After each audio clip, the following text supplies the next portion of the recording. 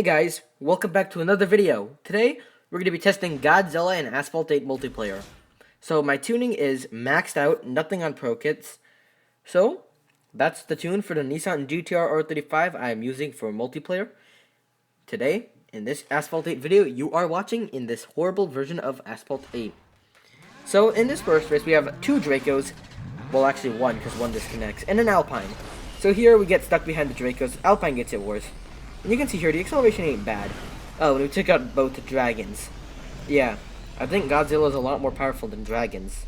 You know, because, like, Dracos are, like, dragons. And GT-R's nickname is Godzilla, yeah? So here we go up here and wreck. It's been years since the Rio tracks came out. And I still wreck there every time. Or not almost every time, but almost every time for the most part. So here, the Alpine gets far ahead. And we go about 230 miles per hour. Now, to those thinking, well, this is a bad car. No, it's not. I'll tell you more about that. So the Alpine passes us, and back to the GT-R.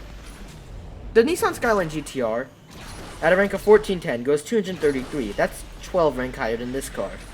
This car goes 230 at 1398, which is only 3 miles per hour slower. Oh, and this is a lot cheaper than that car. So here, something very interesting happens. So instant replay, the Alpine tried to go up the ramp, got slowed down so much, and then I hit him so hard, he got knocked down and I lost all my speed.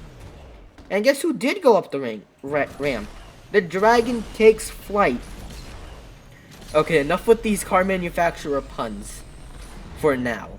So here we get right next to the Draco, run out of nitro, so I have to wag. And the Alpine comes in, slays a Dragon. Guess that Alpine is a prince, huh? Prince Alpine. Okay, I said I would stop. So here, for the first time in forever, I make it through there without wrecking. Which is probably a good thing, otherwise I probably would have lost this race. Not that I won this race. Okay, maybe I'm spoiling it now, but who cares? So here we do go ahead of the Alpine because he took the slightly longer route. We take the barrel roll to get some nitrous. Primarily because this car's nitro efficiency is not that great. Nor is its drifting radius. Which is why I don't like drifting in this car. Its handling is decent. Its acceleration is also pretty good. Top speed is also pretty good at this rank. Sure, there's faster cars like the 1452 F41, 240, and so on and so forth. Here, I take the shortcut.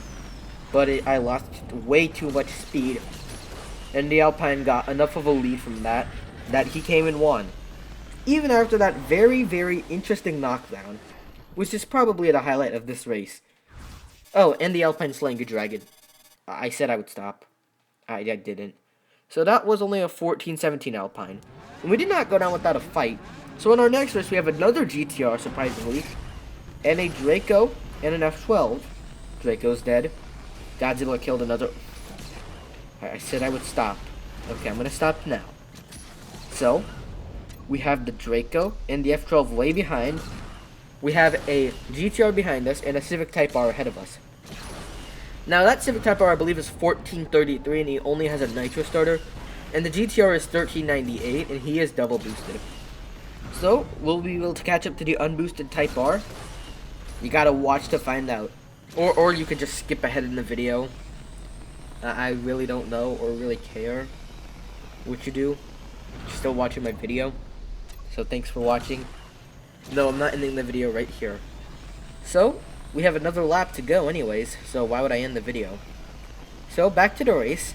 GT-R is getting further and further behind. And another interesting thing happens.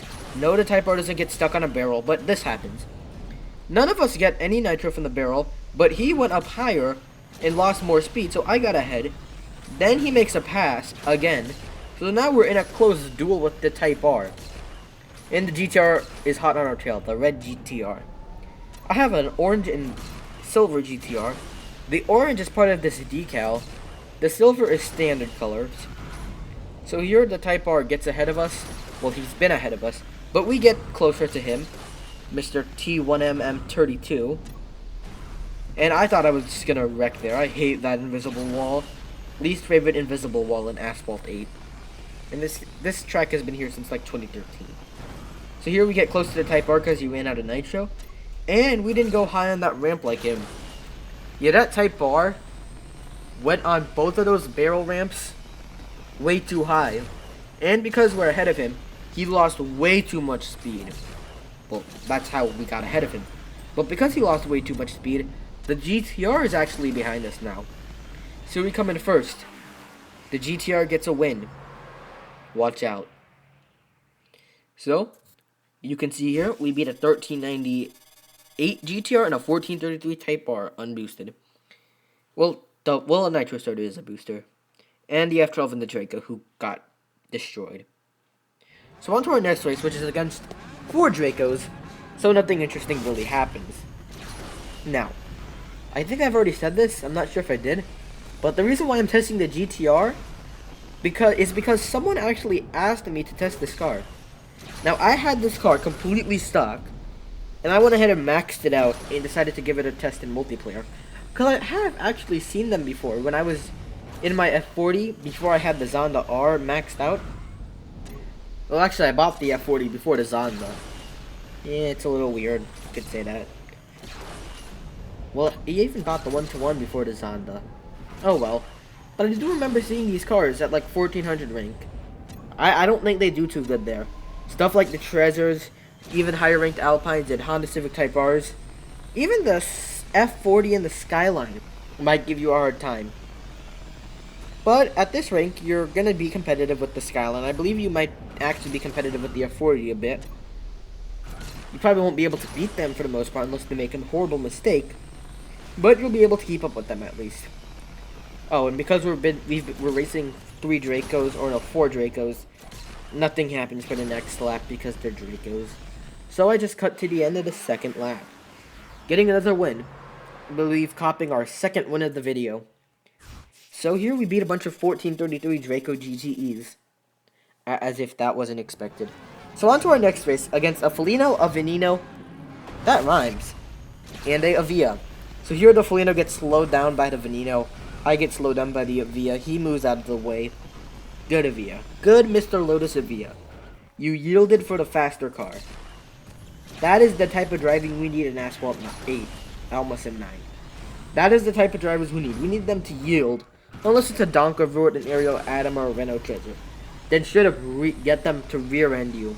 Hopefully they wreck. So back there the Avia wrecks. So that's the Felino behind us on our map. But we go about the same speed as him, so he probably won't catch up. Or will he? Do note, I said this car's drifting radius is kind of wide already. Its nitro efficiency isn't also that great either. But let's see if we can hold him off, because our handling's also pretty decent. So, you can see here we do lose a fair amount of speed. We lose about 40 miles per hour. Here you can see that even more accurately displayed. About 40 miles per hour lost, but really it was 35 miles per hour. If you want to be specific. But I'm just going to round it to 40. Wait. 35 is a rounded number. Oops. So we lost about 35 miles per hour drifting. But even with our bad nitro efficiency, it won't be enough for that Felino to catch up. You know why? Because the finish line is right there. I don't even know the name of this track. I think it's the Title Clash. So we come in first, copping our third win of the video. So 3 out of 5 races so far have been won. Do we win 4? I know, but you don't. So here we beat the Felino with only a tuning kit, and the double boosted Avia unsurprisingly beats the Veneno. Now on our final race, we have a Viper ACRX. Not that he's going to do anything because his hit rank's too low. And Lotus Aurora and 2 Dracos, and I believe a GT-R. If not, then there's just a Siege as well. A Type R is probably going to beat us because he's better acceleration. That's the same Type R we beat in London. So anyway, final consensus on this car. Or final review on this car. Good acceleration, decent top speed, decent handling, bad drifting, and okay nitro efficiency. It's not a bad car for the price. It's very cheap compared to the F40 and the Skyline. And here we wreck. So if you're on a budget, this or the Pagani Zonda R, those 2 cars, choose one and you're set to do well in Asphalt 8 multiplayer for a beginner. Oh, and the F-150, that also does well. But if you don't want something that's very slow, like the F-150. Like, because these cars go about 200 miles per hour. Now, I would say the Zonda is still better. Because even though that car is ranked, like, what? Like, 98 higher than this one at max, that car is still faster and is still more competitive in my opinion. So here we're lagging, but don't worry about it. The Exige is ahead of us, as is the Type R. And we come in third place. I almost said second because of the lag. So, thank you so much for watching this video. If you liked it, like the video. Subscribe for more Asphalt 8 and Roblox content. And comment down below what car you want me to test. If I have the car, I will test it, most likely. If I do not have it, I will not test it. Thanks so much for watching, and I will see you in the next video.